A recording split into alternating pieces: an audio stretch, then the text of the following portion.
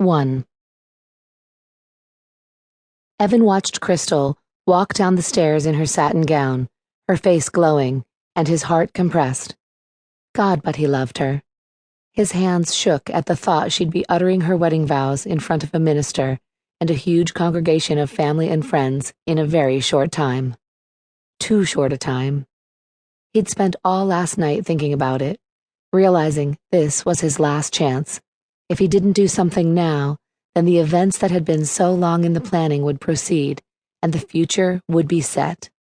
And he would be miserable. He had to talk to her.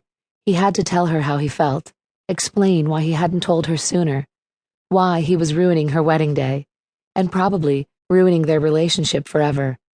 But he had to do something, because in less than an hour she would marry another man, Evan's best friend. And Evan couldn't let that happen without speaking up and telling her how much he loved her, because maybe, just maybe, she felt the same way about him. No matter what Evan did, his friendship with Brent was probably over. And certainly, if Crystal turned Evan down, oh God, please don't let her turn me down, things would always be strained between them. But he had to know, he could not spend the rest of his life regretting not telling her, not at least reaching out for the happiness he so desired, being with the only woman he had ever loved. She laughed at something her older sister Renee said to her, and then they both disappeared into the study.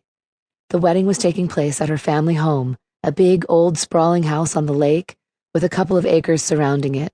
The groom wouldn't arrive for another 30 minutes, so Evan knew he had to make his move now. Damn it, he wished he'd talked to her sooner.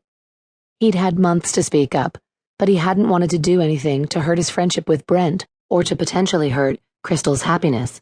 But as the wedding had drawn nearer, he realized that his happiness was every bit as important as Brent's, and Crystal deserved to know how Evan felt about her. She might turn him down, but at least she would be offered the choice. If she chose Brent, Evan would understand, no matter how much it shattered his chance at happiness. He would respect her choice, but he had to at least offer that choice. His hands shook, and he curled them into fists. Renee left the study, and Evan took a step forward. For a split second, thoughts of abandoning this insane idea flashed through his brain, but he quelled them and took another step, then another, until he was almost at the door. "Hey, Evan, you look absolutely dashing in that tux." His gaze